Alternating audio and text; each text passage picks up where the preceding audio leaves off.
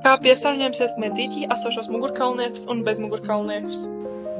Mūsu pētāmā problēma ir, vai ūdens piesārņojums ietekmē dzīvnieku daudzveidību.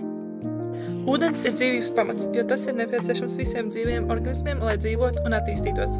Bez ūdens nav iespējama ne cilvēku, ne dzīvnieku, ne augu eksistence. Mēs devāmies izpētīt Ģīmes dzirnavu dīķi, kas atrodas blakus Valmieras sākumskolai. Ir 28. aprīlis, 12:49 un gaisa temperatūra 12 grādi pēc Celsija. Ūdens temperatūra ir 14 grādi pēc Celsija. Iesmeņam dīķu ūdeni ūdens novērošanai un izpētēji laboratorijā. Dīķa ūdens ir caurspīdīgs un nav duļķains. Ar sietiņa palīdzību ķersim dīķī esošos dzīvniekus.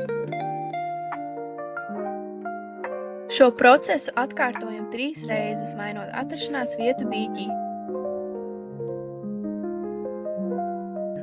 Izpētot dīķi, mēs tā tūmā novērojam arī nesavāktus atkritumus.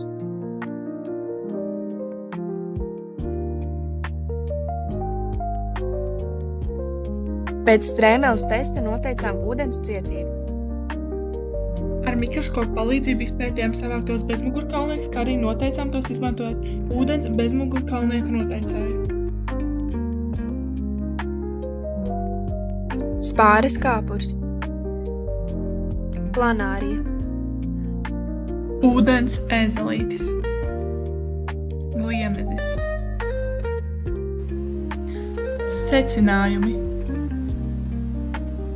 Dīķī rodas piesārņojums no nesavāktiem atkritumiem, kas izdala mikroplasmu, kas ir bīstama putniem un zivīm. No blakus atrodošā ceļa, pa kuru pārvietojas automašīnas, kas izraisa putekļus. No notekūdeņiem, kuri tek no blakus esošām ēkām, piemēram, Valmieras sākumsskolas. No cilvēkiem, kuri pastaigājoties piesārņo dīķi un tā apkārtni.